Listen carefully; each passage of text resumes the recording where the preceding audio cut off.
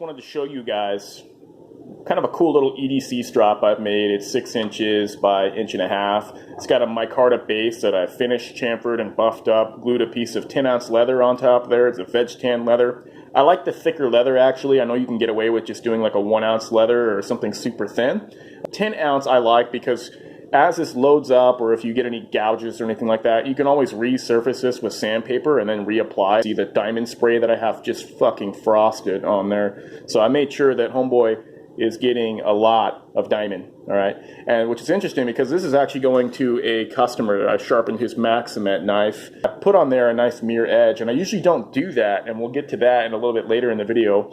But talking more about the strop, I like the micarta, and I spent the time to really buff it up and glue this down. It just looks very tasteful. It's kind of one of those things where like, why didn't I do that sooner? That looks kind of cool. Now, usually you can make a strop, something similar to this, for super cheap. I mean, you don't have to go super fancy like that. But, you know, it's got my logo on it, so I wanted to make it look fucking nice. Thicker leather, you know, I feel like it also just kind of gives you some options. Like, there's a ton of different ways to strop. There's some people that'll strop at a higher angle than what the edge is at with no pressure. And I don't recommend that unless you're trying to like really take off a really nasty weak burr. There's also people, they like to strop at the same angle with no pressure. And that's what I'll recommend. That's what I recommended to this gentleman here. Also, you can strop at lower of an angle with heavy pressure. And so this leather is incredibly stiff, but if you really bear down on it, you can give it a little bit more give to kind of help the leather come up and really take off a little bit of that really frayed burr that's just kind of sticking up like a wire edge, but only if it's been properly weakened and only if it's been small. So that's why I recommend to people that, hey, just strop at the same angle but light pressure, because he's going to be using this basically to maintain his edge. He's not using this as a final step in the sharpening to remove any kind of frayed burr or little tiny wire edge or anything like that. So that's why you would do those things, and that's why you would do the light pressure at the same angle. I hope that kind of helps explain some of that stuff there. Put a liberal amount on there. This is more than I usually put on there, but since it's going to a customer, I want to make sure that it's going to last a long time, because I don't believe he has access to the diamond sprays currently. He doesn't know I'm sending this down. So yeah, I just want to make sure that lasts a while. This will kind of coat up and turn black, but it'll work for a good long time. And when you notice it kind of stops working, that's when you need to either apply more, or if you've cut up the strop a little bit, or if it's just not kind of, you know, applying the way you want, then you need to just resurface the leather. So again, that's why the 10 ounces is so important. I feel that you just get more longevity. This becomes more of something that you keep around, you take care of, rather than just, you know, making a bunch of disposable strops. So that's why I like this so much. With thicker leather, you can have more give, yet it's still a really thick, stiff leather. You can have it be stiff. So the option is up to you. And also, you can just resurface the strop. So this is like a stone. You flatten a stone.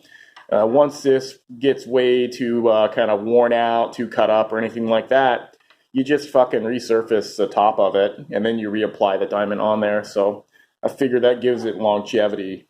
And I just like the ability to either, depending on how you like the strop, you can use light pressure and just use the stiffness of the thicker leather, or you can use a little bit more pressure to it. That's also why I like the spray over the emulsions. The emulsions, they just get the shit too stiff. The diamond paste stuff, it just cakes up too much. Any of the buffing waxy compounds, bros, those are made for buffing wheels. Those aren't made for strops. So in my opinion and my experience, the spray is hands down the best. There's actually a lot of bullshit with stropping. There's people that feel like you can just strop for the rest of your fucking life and never need to touch the edge on a stone. And that's all bullshit, actually. The thing about stropping is strops enhance, stones create. So there's no getting around sharpening. There's no escape from sharpening and making a very crisp edge off the stone. And once your edge is already super fucking sharp, that's when you hit it on the strop, and it just basically intensifies it. What it does essentially is it doesn't jump it up a full grit either. There's some people that are like, oh, I've stropped an edge at 5 micron. Now it's a 5 micron edge. Well, technically, no. The finish on the sides of the bevel are what your edge is, and what you're doing with your strop is you're basically polishing the teeth. You're refining the teeth. So technically, what you have to call it is like if I say sharpen at 1,000 grit and then I hone it on, say, 5 micron, it's not a 5 micron edge, it's just 1,000 grit plus. That's essentially all you get to call it. Go up to 3K and then jump over to a 1 micron, then yeah, it's still just a 3K edge that's been enhanced. And so by polishing the teeth, you definitely reduce some of the just raw endurance by kind of polishing those teeth up. But at the same time, you enhance the kind of sharpness. Essentially what you're getting out of stropping is it'll enhance. And, there's some movements that believe that, you shouldn't strop at all. There's other people that, again, like I said, erroneously try to just only strop. And usually when you run into those people and you're like, well, let me see your edge, you try to feel it on your fingers, fucking smooth, so you don't want to sit there and think that you can get away with just stropping the rest of your life. The idea with this and why I'm sending it with that is that polished edges don't really have a lot of endurance to them because you really smooth out a lot of those teeth. And the reason why you do that is because while technically it's sharper, and while technically Maximat was probably one of the best candidates for something like that, since the matrix itself is also 67 HRC, it's not just the fact that it's got a shit ton of carbide in there, but also the fact that we have a matrix that can support a very crisp point at the apex. And so based on those reasons, I have no problem sometimes polishing up Maximat for use and people that like to use their stuff. But at the same time, it's going to be a lot more of a finesse edge, precision type edge. And so you're going to need to maintain that integrity of your apex, by maybe honing it as soon as you notice it kind of loses that bite, because you'll lose the bite a little bit quicker on polished edges no matter what you do, just because of that, the physics of what I just described, where it's easy for your apex to go from super pointy to just a little bit of rounding, and then it's no longer as crisp. And you're just relying on that with polished edges. And that'll give it the ability to basically cleave and push through stuff. So a lot of people, they're either polished edge or they're like, oh, I'm all toothy edge or whatnot. And it's all bullshit because there is no best edge. There is no best, it's always polished or always this. Like, come on. Because the reason is how you cut stuff is you cut stuff by drawing the edge through stuff.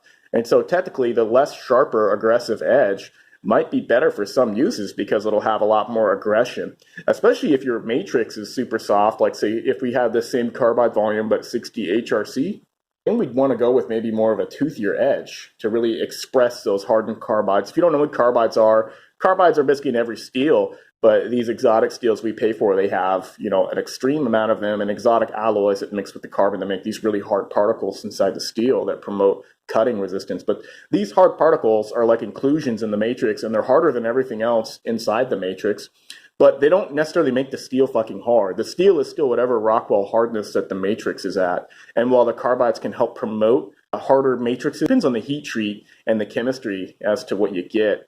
So softer matrix, high carbide volume, you'd probably want to do something like 400 grit, have it be really, really aggressive. And because what that does is it exposes more of those carbides at the edge as teeth. It really reinforces your teeth. Regardless, toothy edges will have this draw cutting. It's not just a super steel, but what the super steel does that has high carbide, with the lower matrix, is that it will essentially reinforce your teeth with these very, very hard carbides. Most notably, the vanadium carbides that everybody bitches about sharpening, because each of those little inclusions or small particles are like 81, 83 HRC, so significantly harder than the 60 HRC matrix around the steel. So to get the best expression of that, since your matrix is so soft, is that you'd want to do a toothy edge like 400 grit. And then if you wanted to intensify that, you would do something like a strop to enhance those teeth. You'd polish up those little vanadium reinforced teeth. And so that's the idea between edge finishes and steels and things of that nature is, preference is king. Some people will just prefer to do more push cut versus like a draw cut, and polished edge will definitely enhance that regardless of what the steel is. But there's things that you can kind of synergize, and there's kind of limits to what you can get away with based off of the steel, your sharpening ability, and your finish, and then just the job at hand. I hope that kind of touches on the subject a little bit. It's like a fucking iceberg. There's no way I can just sit here and explain it all in one video.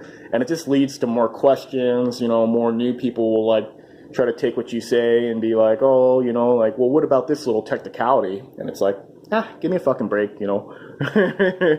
But at the end of the day, all I'm doing is explaining to you my reasoning based off my experience as a freehand sharpener for the past 8 years, a custom knife maker, an enthusiast with knife steel metallurgy, all of that stuff, putting all of that experience, somebody that makes sharpening stones, all of this stuff put together, this has been my experience over the past, 5 years with all of this stuff. And I just kind of wanted to touch on it a little bit because you'll see information that's out there and people get confused by it because they're not really putting the beauty of all the complexity and really connecting all the dots of all the shit that goes on with it, because it's a lot more complex than people realize, that people think that they have figured it out. And, I'm still learning stuff every day. But at the same time, it's kind of a little bit simpler than you think. And really it comes down to preference. Toothy edges will fucking slice better. Polished edges will push straight through better. So that's all there is to it, man. So hope that helps. Look forward to making more of these fucking killer strops. And I hope my friend here enjoys his edge. All right, take it easy.